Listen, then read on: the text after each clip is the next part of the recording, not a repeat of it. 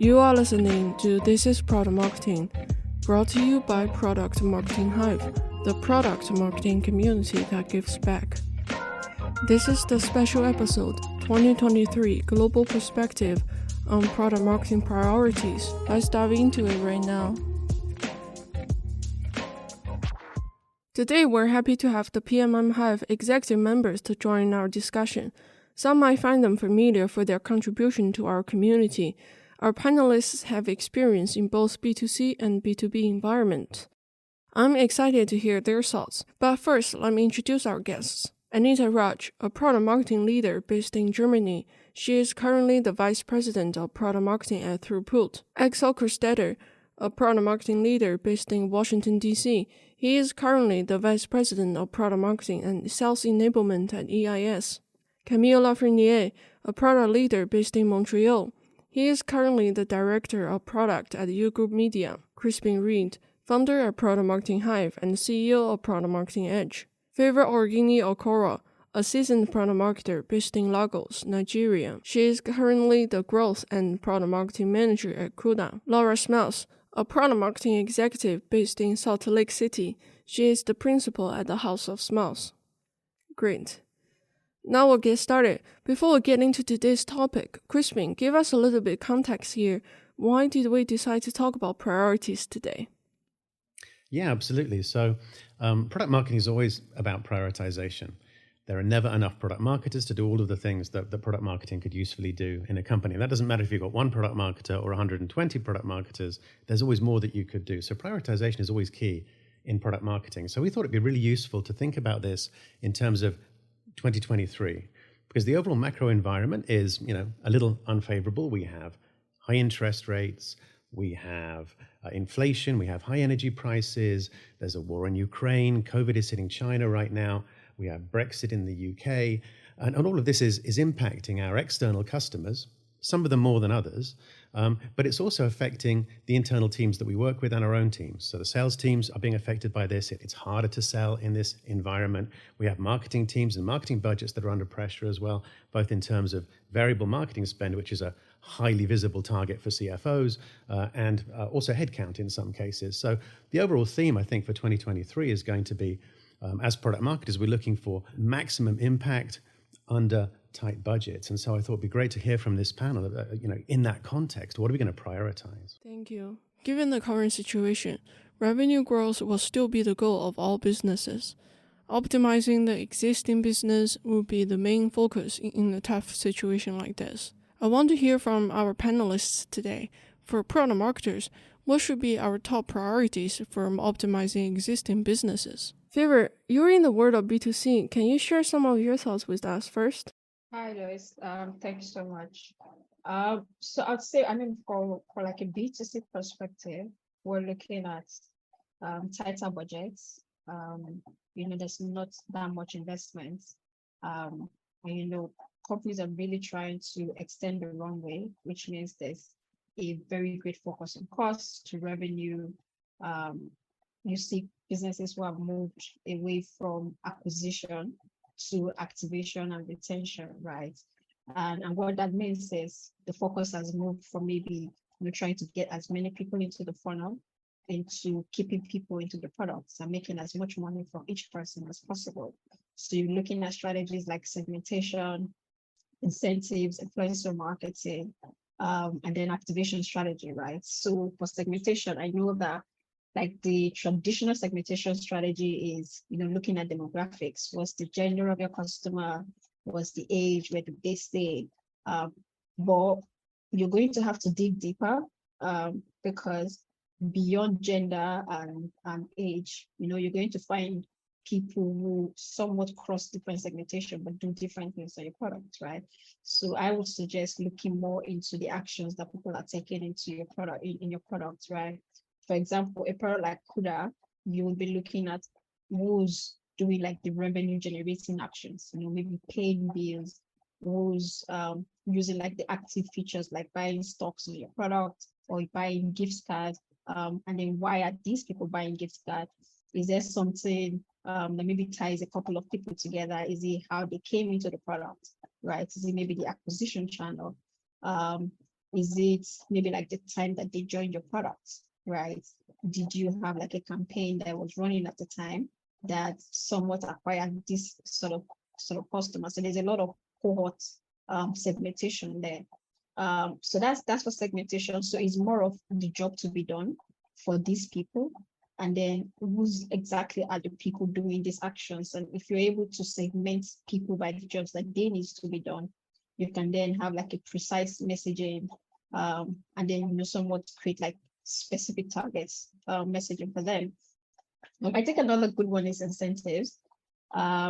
Incentives are great because you can use them for like a couple of things, right?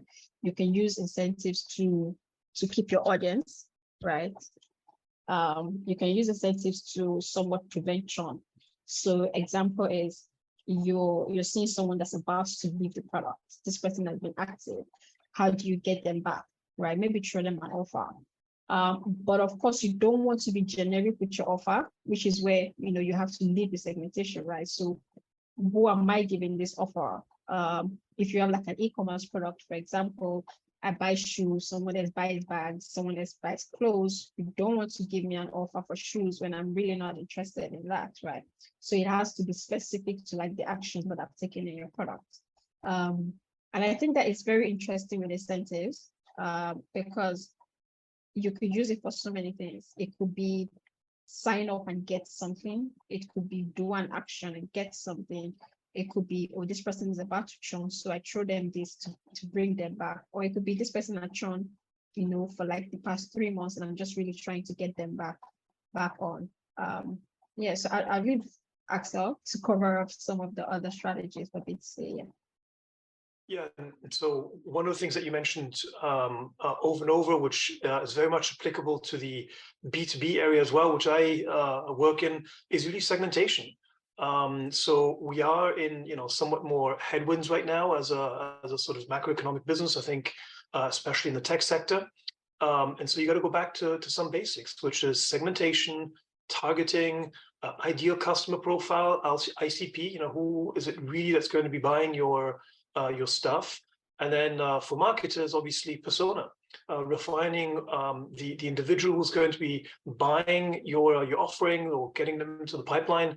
And it's all about going back to some of those basics. I think the last couple of years has really been more expansion, geography, industries, business lines, a product. At this point, when the sort of purse is a little bit tighter, it's going back to that essentials of who's really buying your software, your technology, whatever it is.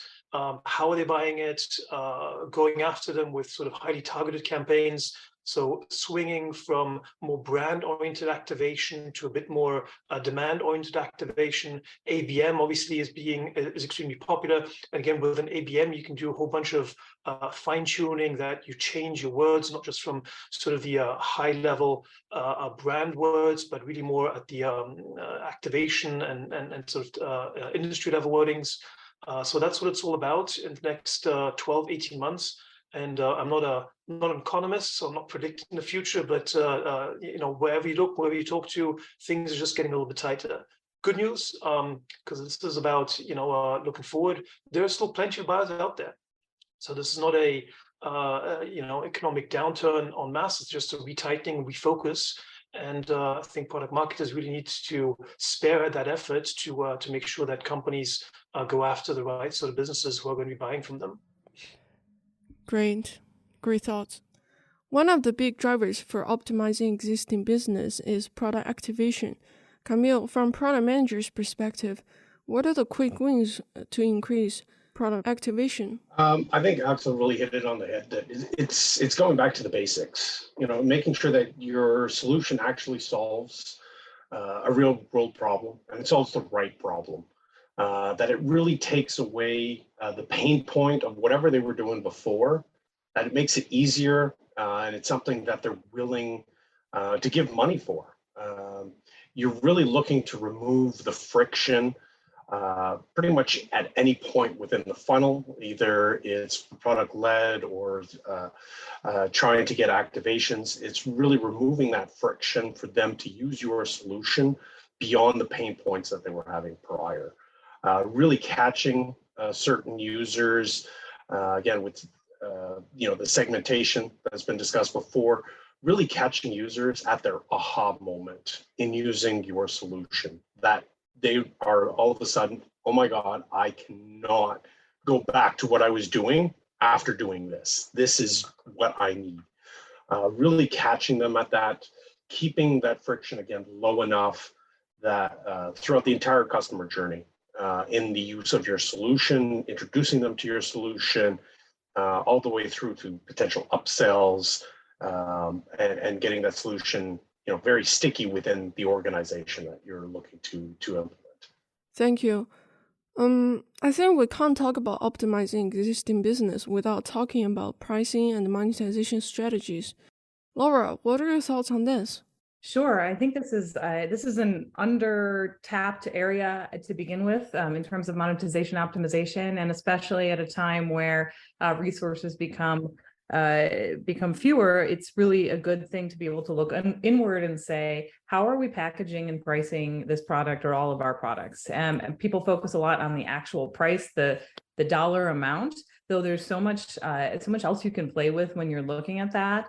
Some of the early things I've been seeing as we've kind of hit this downturn are those folks, even Salesforce. This is one area where they're struggling a little bit. Is the per seat model can be really challenging when, unfortunately, many companies, especially with B2B tech products, are shedding headcount, and so that's obviously something that if your organization is able to be flexible around, saying, does it harm us to allow people to maintain these seats, maybe more seats at the same price, or allow them to actually pare back a bit when maybe normally that wouldn't have been part of their contract, to allow them to continue being an active user of your product and to kind of let them weather the storm and accept that even as we emerge from this, organizations may not be the same size and shape. And so that may not be viable for you as a value lever going forward anyhow.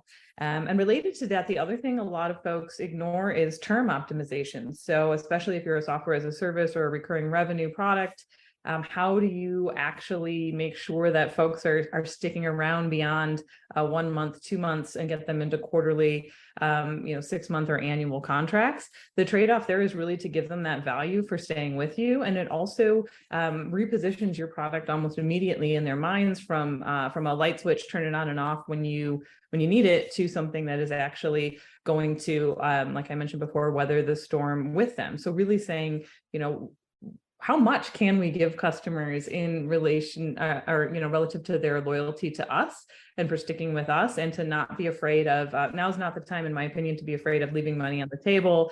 It's really about maximizing lifetime value, reducing churn, making sure that you retain those customers and that you create really attractive ways for them to stay, even when they're scrutinizing every single line item in their budget. So that's a huge piece of it. And then I think the third piece, and this especially connects to those e-commerce and direct-to-consumer businesses, is be careful about how you're using discounting. Now is definitely a time where discounting can help, like I mentioned before, help those customers stay.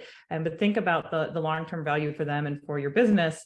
And maybe some folks are moving away from that initial sale discount to, again, those trade-offs for loyalty, for referrals, for expansion, even into things like that you may not be monetizing well right now. For example, professional services. We know those teams are leaner. Can you bundle some professional services or an assist on really continuing their level of activity in your product by just rethinking about what value you provide them and how that can be packaged. Great. These are very good answers. Thank you for sharing. Now let's look at the other end of the spectrum, the new customer acquisition. Situation is tough, but still there are new deals happening. To acquire more customers, what should be our top product marketing priorities next year? So I think one of the things to look at is certainly, again, segmentation, because what is tough in one industry isn't necessarily tough in another. And the best example of that, of course, is energy prices.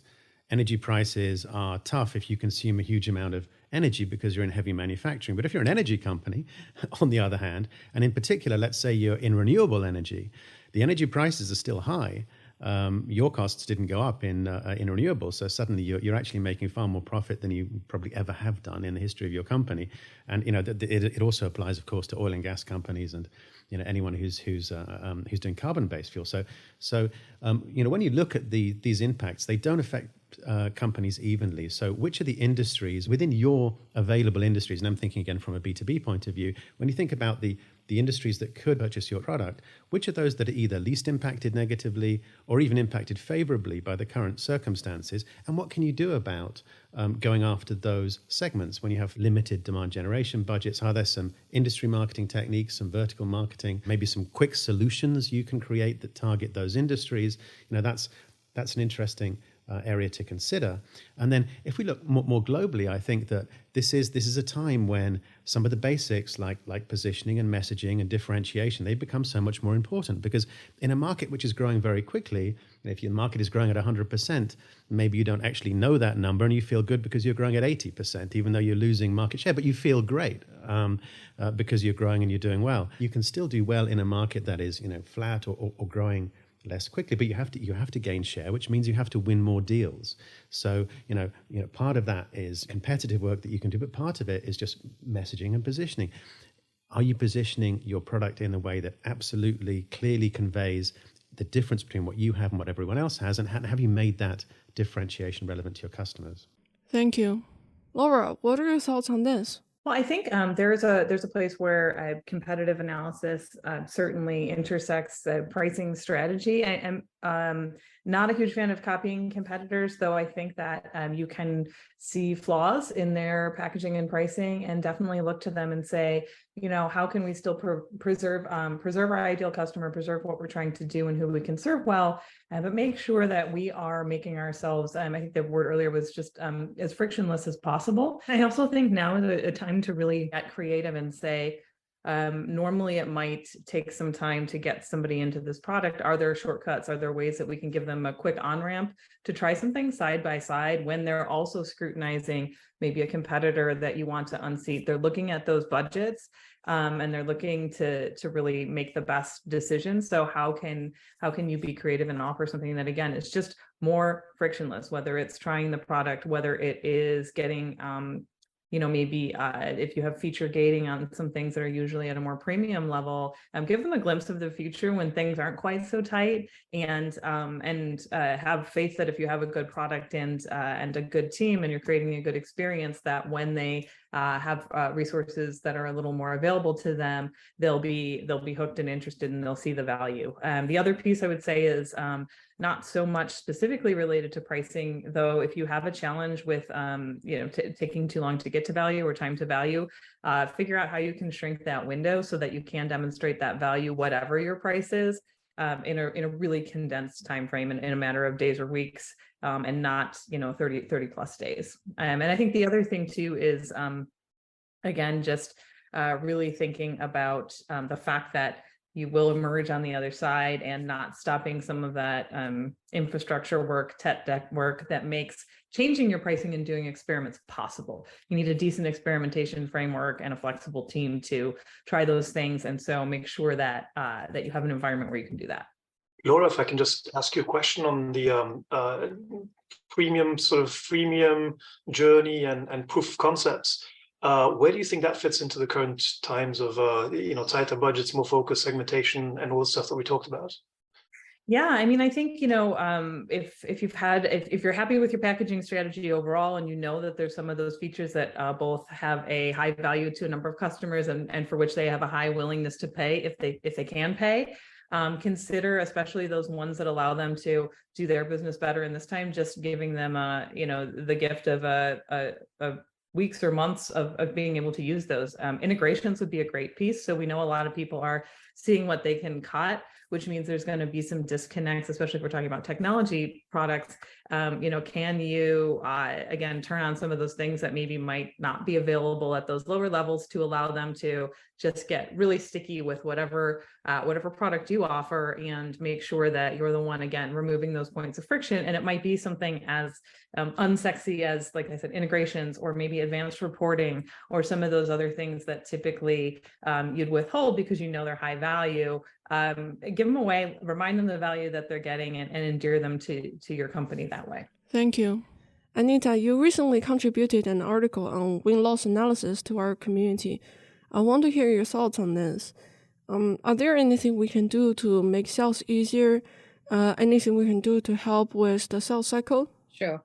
I think at the beginning of the panel, Crispin brought about a lot of interesting macro and microeconomic factors that invariably are impacting all industries. Of course, there is the degree of impact varies depending on what kind of an industry you come from. But if we just reverse, go behind a little bit at the start of the pandemic, I think the expectations were that there's a lot of uncertainty in general, and there was a lot of conservatism across in terms of spend and how things would shape up and things like that. But I think it was completely opposite, and digital investments were on fire, right? Most companies really accelerated their investments. And now if we fast forward 3 years to the pandemic, it's completely a changed landscape where people have a lot less patience in terms of doing further investments, and sales cycles have completely increased. There are a lot more stakeholders who are involved in the buying process, which definitely means that it is all about going back to the basics in terms of how Excel even pointed out, like, what is your segmentation? What's your personas? Are the personas that we were targeting at the beginning of the pandemic still relevant? And getting into 2023, I think Gartner came out with an interesting study where we talk about how an average buying process now involves anywhere between 16 to 20 stakeholders, right? So understanding how do we position for them, what segments are we targeting, and what are the pain points that really should be resonating for them. I think that's the most important thing. One of the things that has dramatically increased with more and more stakeholders who are involved in the buying process is the length of the average sales cycle. Irrespective of whether you're dealing with an enterprise product or you're dealing with a product that addresses smaller segments like an SMB and so on, because there are so many people involved, the amount of expectations, what a product solves at the core has also changed. As Laura rightly said, in terms of the effort and the opportunity analysis, it becomes extremely critical to identify at what levels people are ready to buy. And from there, how do we map our messaging to kind of really understand who are the buyers that are, let's say, in the advanced stages of evaluation, or maybe in the advanced stages of purchasing, right? Based on that, if the clarity is there for product marketers, I think it becomes a lot more easier to prioritize, which is what I think 2023 to a large extent is going to be, because all of us are going to be short on so many different things. So identifying the right problems to solve with the right accounts and mapping them with the right problem statements and the value and the time and effort would be the best way to approach it. A lot of that gold nuggets are available in the customer data that we typically do not spend a lot of time on. I think win-loss analysis is one of those untapped areas that, if leveraged well, could really help companies unearth a lot more about understanding how customers are actually finding information about them and where they can kind of really target them better, and leverage a lot more about intent data as well in general. We have a lot of modern tools today that are available easily to kind of guide us, starting at small ranges to anywhere between looking at enterprise account-based marketing kind of programs that help you understand what the purchase levers are, customer triggers are, that can guide you to really prioritize what accounts you should be going behind. Those would be my focus areas in terms of, how new customer acquisition could be adapted better, and prioritization works much better when you have tighter budgets in general. Excellent. Anything on the business value and ROI? Yeah, and so if I can just pick up on some of the things that Laura just mentioned here, ultimately, clients are now in a better position to evaluate who they should buy, what they should buy. Your real competition, Anita just spoke about competitors, isn't necessarily the like for like, but it's more the opportunity cost. If I have X money and I'm going to spend it on something, then why should I spend it on you?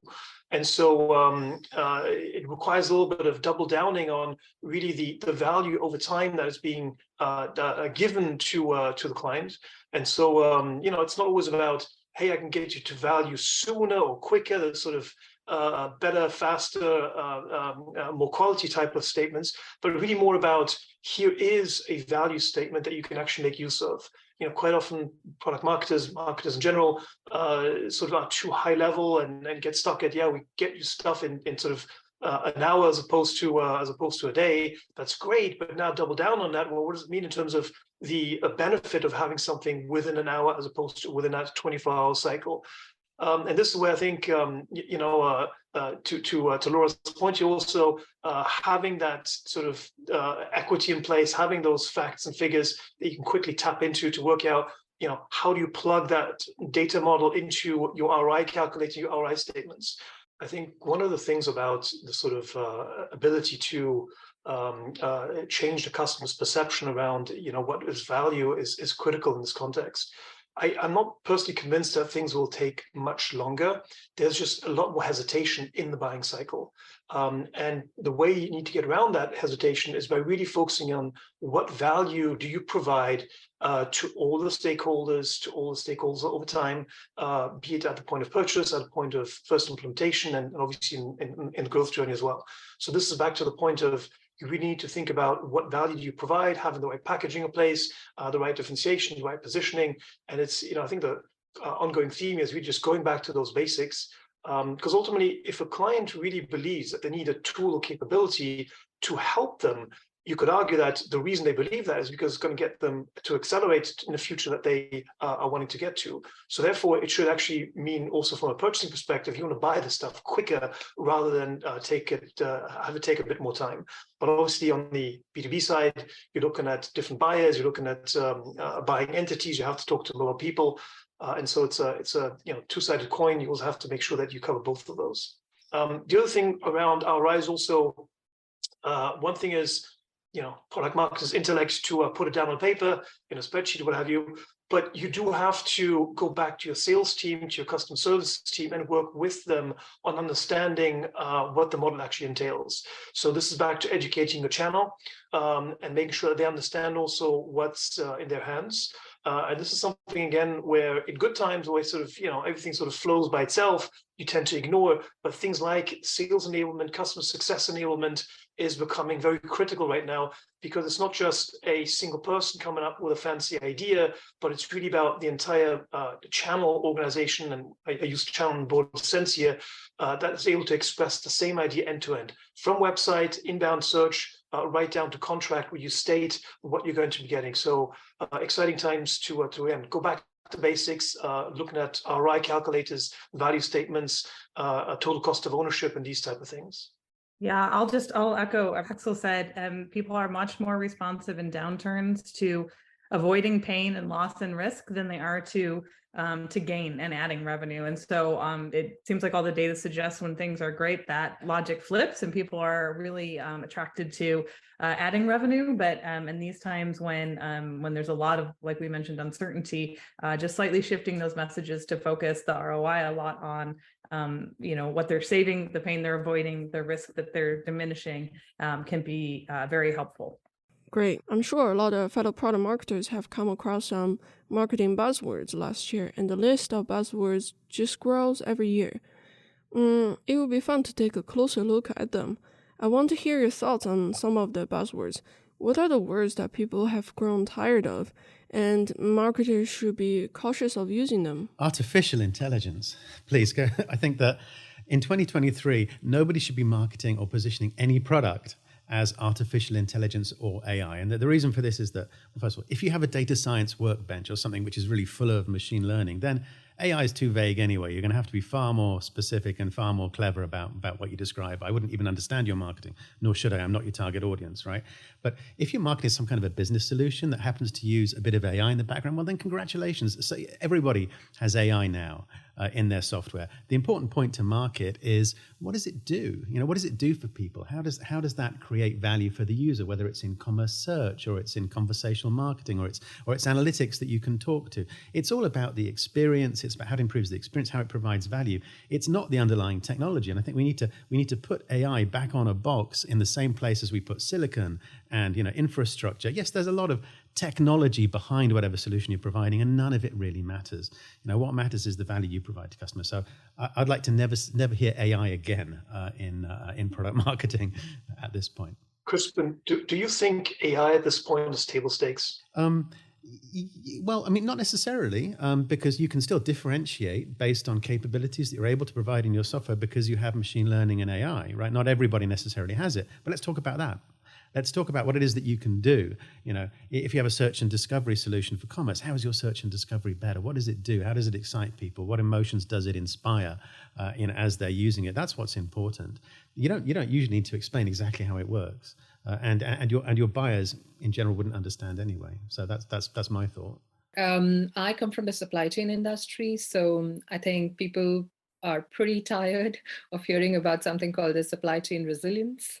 While the industry talks a lot about resilience, I think in reality, if you really look at the things that most manufacturers and supply chain providers are really caring about is how do they really begin their digitization, right? So it's really at the two ends of the extremes in terms of something that everyone loves to talk about, which is resilience, which is like the last stage where you're really transforming your end-to-end supply chain, looking at the possibilities of, what the next gen stuff really looks like.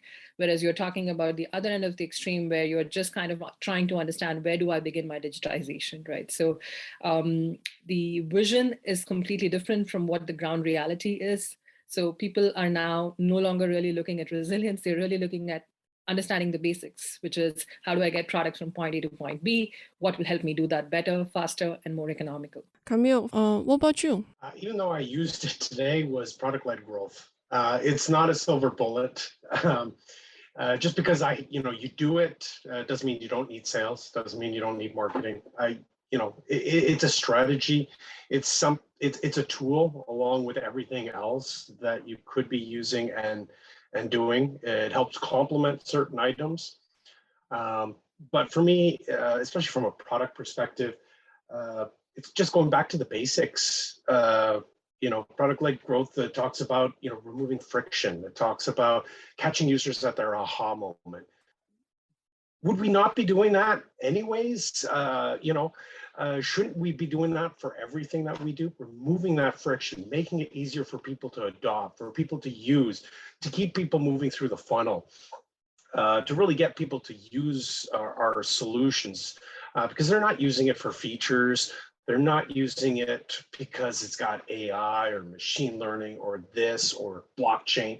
They're using it because there's a benefit there. And that's what you really need to drive home is those benefits, that it's removing those pain points that people have been dealing with and that friction for them to actually adopt. So for me, product-led growth, as much as it's made some impact, for me, it's something that we should be doing all the time.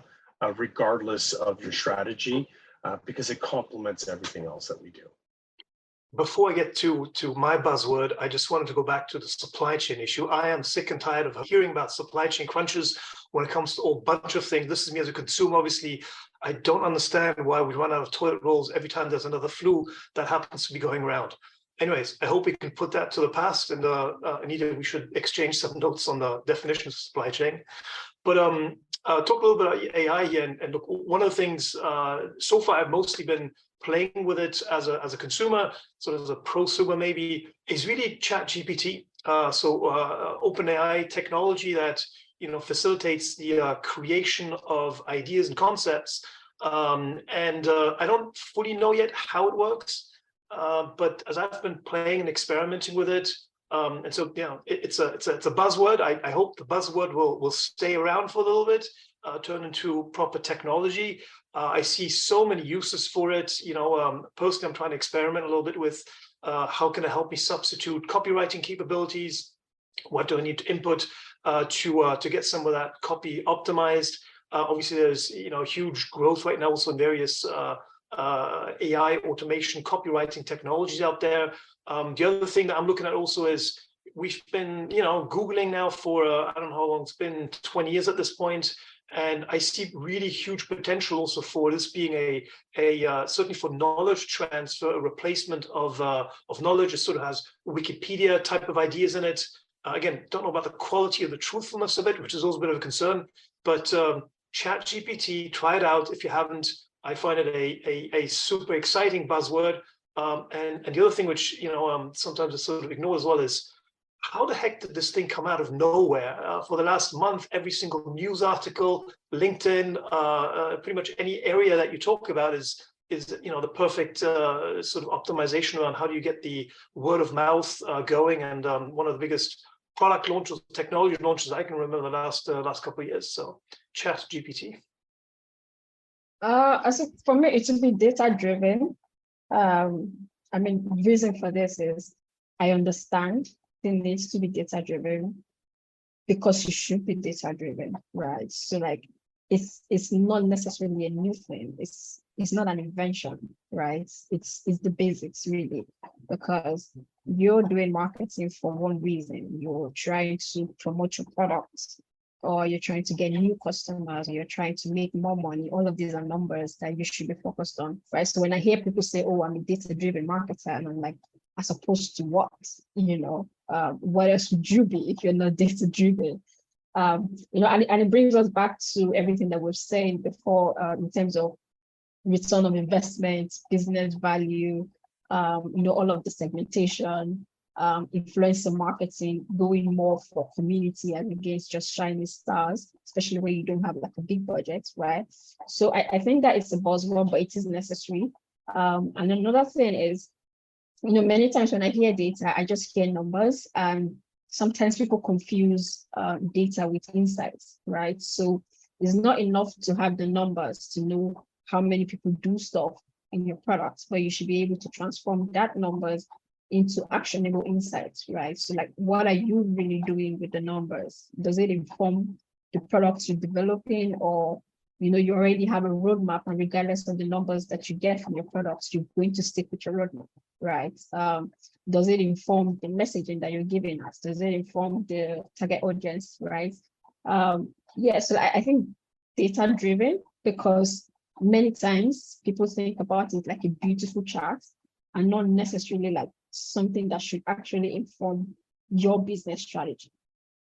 Well, I love the one so far, and definitely I second trying out Chat GPT. I've had some really great results and some that need some work. So I think we're actually getting there. But I tried it to help with some very general market sizing, and I was really pleased with how quickly it could get back information from some of those publicly available data sets. If you don't need recency, in the last few years, it is certainly quicker than an ad-filled search experience. So I think it will definitely be interesting. And then go-to-market for me is one, or go-to-market strategy. It generally, from a product marketing perspective, I think people use it to refer to anything you do in the process of selling anything, which I suppose in a way that's can be correct, though I think it overlooks that it is actually a spectrum that goes all the way from the very strategic and opportunity analysis and market sizing and all of those things to the very tactical, and that last mile of enabling teams and even enabling customers with different assets. So I think actually putting go-to-market back in its place and really talking about what that means on the ground and how you the order in which you should do some of these activities would be really helpful for a lot of us product marketers. And then the other one I think is agile. I am of two minds about this. I certainly think from a software and product development perspective, it's a lot better than a lot of other methodologies, or it has its merit. However, I think in a lot of cases, it has led to, for product marketers at least, a real lack of visibility into roadmaps beyond a few weeks, and maybe in some cases, a lack of actually having a larger strategic roadmap that stays somewhat fixed and can actually drive your activities over a period of time. So I think being really clear about taking certain practices from Agile without actually claiming that that's how or why you do things might be a better approach. And I think just returning to the idea that it's not a great product strategy long term to just blow whichever way the wind blows or whichever way the organizational priorities go. You do need to know, what might we be doing, 2 months out, 6 months out. With all the uncertainty, I'd say beyond a year can be tough depending on what industry you're in and what you build. though product marketers, to do their best work, really do need to be working on a quarterly basis, I would say, in order to let customers know what's happening, generate excitement about what's actually being released, and actually build that momentum. Can I just add on to your agile statement, here, Laura, because I find this bit of a clash between product management, product marketing, in terms of sort of marketers having to, forward launch capabilities. In order to do that, you need to know not at the day of availability what's coming out, but weeks, months beforehand. And I recently bought some software where I was on the buying side of things, and had a couple of different vendors, and two of them actually decided they don't want to share a roadmap with me. And when I double clicked as to why, well, one of them said, okay, we can share a roadmap, but you need to sign an NDA, which was a bit strange because I was the buyer, so I was kind of okay with signing an NDA. But once they got back to me with something, there was nothing really written in it. And then the other one, even worse, they flat out refused to give me a roadmap. They said they don't have a roadmap. And I was like, from my perspective, I told them in the win-loss debrief, I was like, I kind of need to know, like, in 6 to 12 months, are we aligned with where my priorities are going to be? Back to this AI, if you're investing more in AI, but I really want more, insight, data then I'd like to know that, because it's sort of, yes, capabilities now are great, but ultimately, and especially in as a service software, you're buying not today's capabilities, but tomorrow's vision. And so I find that quite a difficult clash between product management, fully bought into agile Scrum development, and product marketing. That being said, on the product marketing side, I think Kristen, you mentioned earlier that testing, experimentation, and agility in how one operates, which isn't quite the same as the formal agile approach, but this to me is quite a big one that we have to solve for. That's a great point, and I'll just tack on to that. I have been at a number of customer advisory board events where we bring customers from all over the country, and one of the overarching themes is don't commit to anything. So you're asking them for their time and their input, tell you what to do with your business, but you won't give anything back. So I think even being aware of these things and trying to do things a little bit differently, I think has the potential to give you a competitive edge, right? Because if that's what people are facing is, wow, it's really uncertain and I'm really hesitant to buy, and you won't tell me what this will look like in 6 months or a year. If you're the company that is telling them that, you may have an advantage just by having a plan and being prepared to share it. I definitely want to take a hit on that one, especially from a product perspective. Certainly, there's definitely a shift in roadmaps from a feature roadmap, which is, this is what we're going to build, to very much more of an outcome driven. This is what we're looking to do.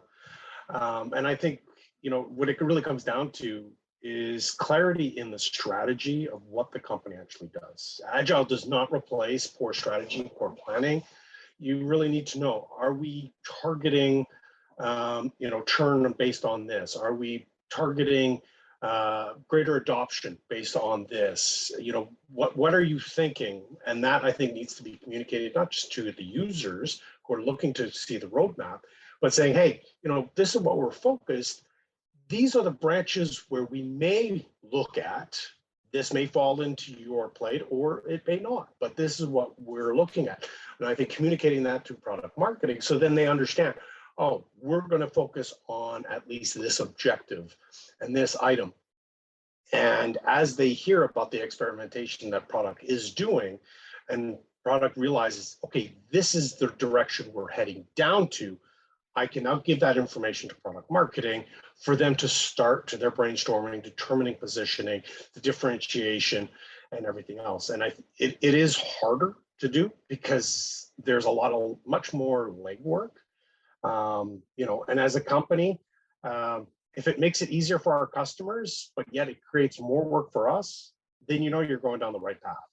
If it's less work for you, but more work for your customers, you're going down the wrong path. So it really comes down to that communication and making sure everybody's all on the same page and all have the same understanding of how that information is going to come through from from start to finish for sure. Sure, and I'd add to that just product marketing in most I think in most organizations should have a really large voice in product strategy and product vision. If you happen to be in an org that has great visionary product leadership and really functional people on the ground executing, awesome. In a lot of cases, you don't find both. And so the product marketing org in conjunction with the product org setting that strategy and just realizing there's a gap and stepping into it can be very, very powerful or difficult, depends. This is great. I want to thank our PMM Hive Executive Members for joining us today and share their thoughts with fellow product marketers. And thank you everyone for tuning into our talk today.